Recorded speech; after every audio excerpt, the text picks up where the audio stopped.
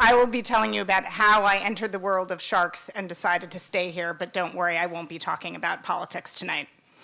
So if we could start with the first. So when people think about sharks, I know that they generally think about something like this, a great white. You know, you can see the white point and the jaws right there, and that's certainly one association you can have with sharks. Or if you go to the next, then this is probably what many of you might think of in your worst nightmare.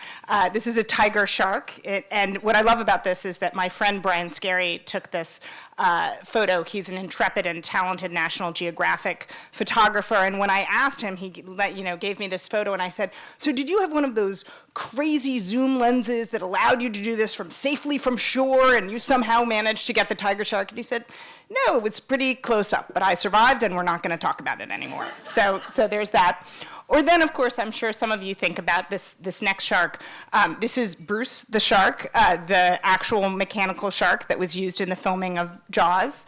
What you might know, and this is a natural association, if you want to know why Bruce was called Bruce, it's because that was the name of Steven Spielberg's lawyer, which is a fine tradition. Actually, dating back, I'm just over 200 years as we stand here in 2013 with the first association between sharks and lawyers. And so for many people, I think it's one of those, three images is what encapsulates sharks. But now with the next slide, I'll show you what I think of sharks. This is the first moment, and that really my first experience with sharks when I jumped into the water in Bimini in the Bahamas. A shark scientist named Ellen Pickich invited me along. I had been covering the environment for the Washington Post for some months, and she said, look, I do research down in the Bahamas. Would you like to come with me and see sharks firsthand? And I was somewhat foolhardy and said, why not? What could be wrong with that? And so I jumped into the water, and this photo was taken by another scientist while we were there. And what's fascinating is when I started watching them, I had all these strategies in my head before getting in the water about why would I be able to survive, and are the other people more physically fit, or do they have a little more flesh on them that might help me out, and things like that. But then what's interesting, and you'll see in the next slide, that as the sharks moved through the water, what I was struck by was really kind of two things. One is just how beautifully designed they were and how incredibly they moved through the water with their torpedo-like bodies. This is a black tip. And so, I just was stunned by essentially how well adapted they were to this underwater world, as opposed to myself, one must confess. But also the fact that I was just an afterthought. Now, of course, it helped that there was bloody barracuda in the water, which was much more of a draw for the sharks, thank goodness. But, I was really struck by the fact that I was completely irrelevant to these sharks as they move through. And then if we could have the next slide. And so, now, I don't want to make exactly the argument that sharks are cute and cuddly. I know that probably is a hard sell, even in this open-minded crowd. But you can see this lemon shark, this juvenile lemon shark in the mangroves of Bimini. And, I have to say, looks pretty damn cute to me, if you ask me. And what's great about it is these juvenile sharks, once they're born, they all hang out together. This is because actually, after a few days, the mother leaves, which is a good thing, because essentially the hormones wear off where she would be inclined to eat her children. And so they're actually quite happy for their mother to depart. And they can hang out in groups and essentially they have social networks and rely on them to survive in those early days. And so I liked spending time with lemon sharks, and I learned an extremely handy trick when I was in Bimini, which is the fact that if you flip them over, you can hypnotize them, and they go into a trance, and they're not going to eat you. Now, this is a fantastic shark survival skill, except rarely will you be engaged in physical combat with a small baby lemon shark. So I always say, for those who are worried, go to punch them in the nose. It sounds like a urban myth, but it actually could work under certain circumstances. So, and so it's your best shot. Let's be honest. So that's why you have to go for it. But so I became fascinated after spending this time in Bimini with just this idea of who are the people whose lives are interconnected with sharks. Are they all crazy? What brings them to this point? And so that's when I really started on a globe-trotting odyssey, which brings us to Papua New Guinea. And so that's where I met Salam Karsimbe, who is, in his own words, the world-famous shark caller. I say this, I bet you haven't heard of him, which is, does undermine that claim, but he really is one of the last surviving practitioners of an incredible faith tradition which centers on sharks. And basically, the entire worldview of a few villages in New Ireland, off the, near the coast of Papua New Guinea, centers on this idea that they have a special power to conquer sharks, and that it's also a way that they communicate with their ancestors. And so, if we could go on to the next one, they hang out like this when they're not battling sharks. They have what you call a houseboy, which is this hut you see depicted here. This is Salam, his brother, and another shark caller. And essentially, they, on certain occasions, will go to sea to battle the sharks. And so in order to do that, they have to observe a number of traditions. They're not allowed to sleep with women right before this happens. They have to avoid certain foods. They sit in that houseboy together and they perform various rituals, and this in their worldview is what gives them the power to conquer sharks. And it's something that interestingly has survived through colonialism, through Christian missionaries that have actually been very successful in converting Papua New Guineans. They do feel that they have the power to go to sea. And so, of course, I went there to see this for myself. If we could have the next. And so I was able to go out with Salam, and you can see this is literally the contraption that he relies on.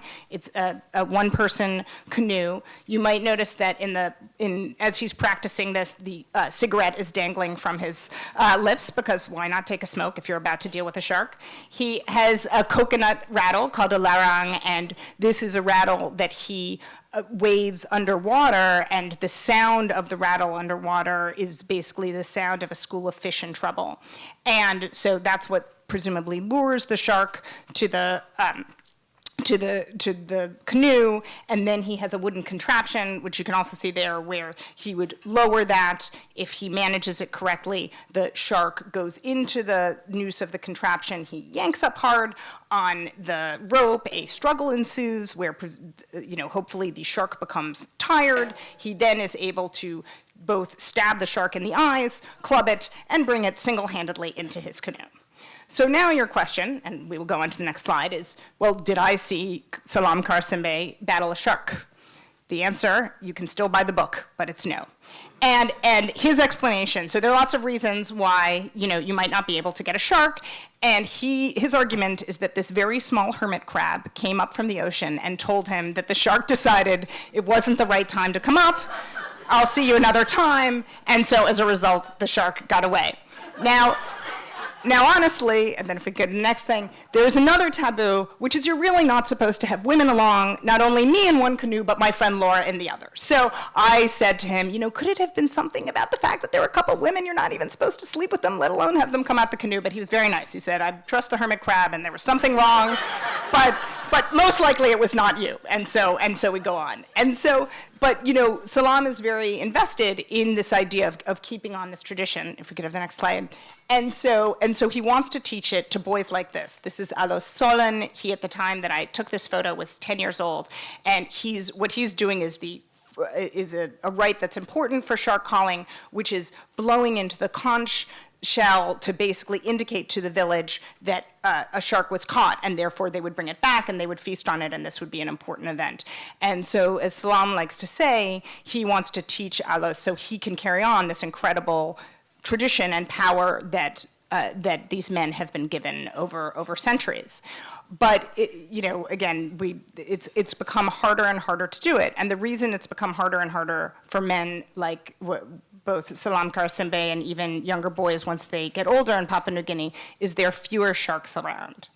So the reason there are fewer sharks around, if we could have the next slide, is because of shark finning, which some of you might have heard of. This, again, my friend Brian took in Mexico, where you can see a thresher shark is being finned This fin is used for a delicacy called shark's fin soup, which you can get here in New York in Chinatown, but is particularly popular in Asia and in many countries with significant Chinese populations. And basically, you take the needles that are in the shark's fin, you go through an elaborate drying process, they become tiny, tiny noodles in a soup that costs a lot of money, and you serve it at your wedding banquet or at your business meal. And so it has really driven shark fishing worldwide. If we could have the next slide.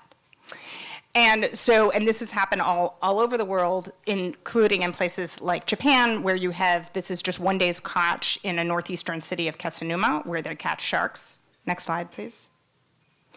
And they all end up here in a place nicknamed Shark's Fin City in Hong Kong, where 80% of the world's shark's fins go, and from there, they're processed and they go all over the Asian world. Next slide. So someone like Charlie Lim, who's a shark fin trader, holds fairly secretive auctions, one of which I attended, and just with the clicking of the abacus, traders provide bids as they put shark fins up to sale. Next slide, please. And so as you see, they just drop these desiccated fins on the floor, and from that, they buy them, and they're on their way moving their product. Next slide.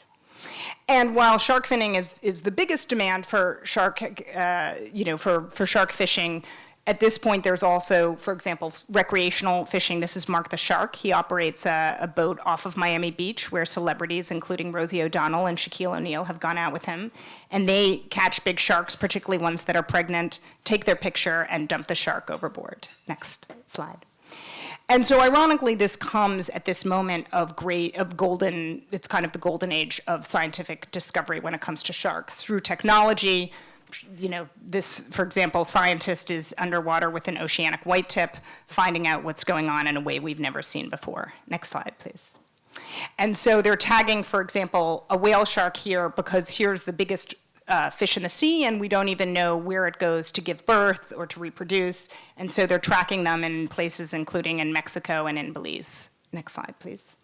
And so one of the things they're discovering is how, for example, the biggest fish in the sea, the size of a school bus, can survive by eating plankton, the smallest fish of the sea, through a filtration system that's pretty similar to what you would use for Coca-Cola.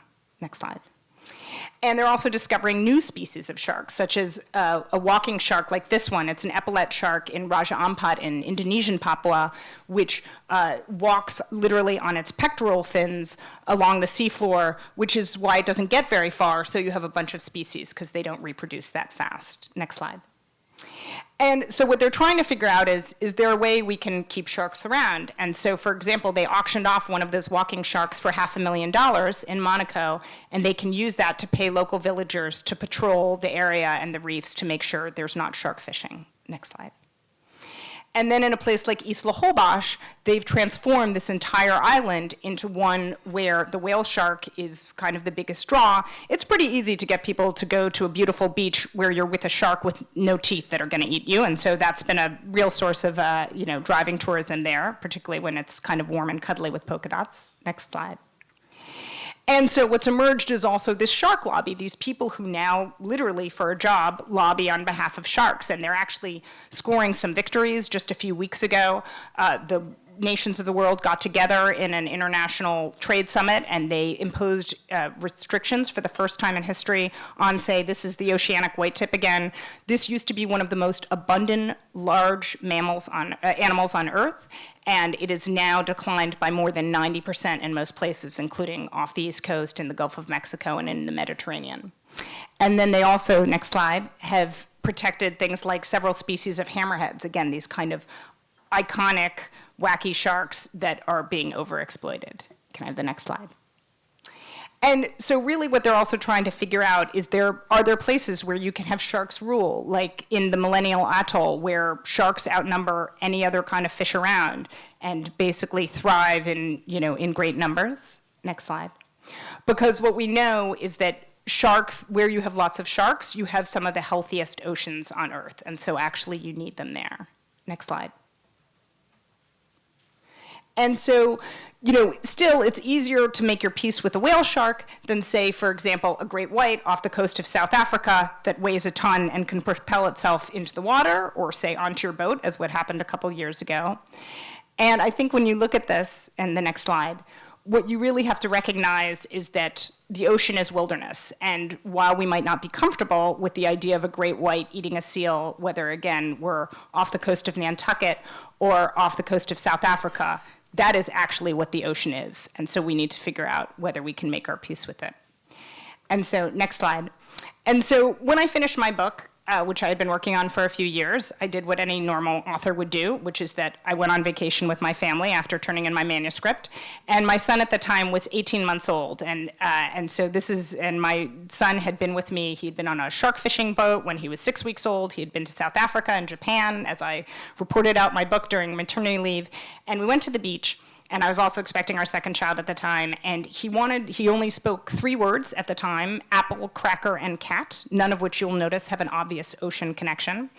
And so couldn't really talk that much about it, but he was really into the sea, and there was a long pier right off this beach. And so we walked to the very end of the pier. I held his hand and we toddled, and we sat down, and he started babbling, and he just started talking, again, using not many words, since how often can you say apple, cracker, and cat when you're looking at the ocean? And he just started obviously speaking to the sea, and then he turned and he looked at me, and he was obviously trying to make sure that I was paying attention to him, and I was nodding and pretending to understand. And it was at that moment I realized that I want an ocean that's as vibrant and exciting and diverse as the ocean that I've been able to see for my children. And so I realized at that moment that I had written the book for him and that I want to live in a world with sharks. Thank you.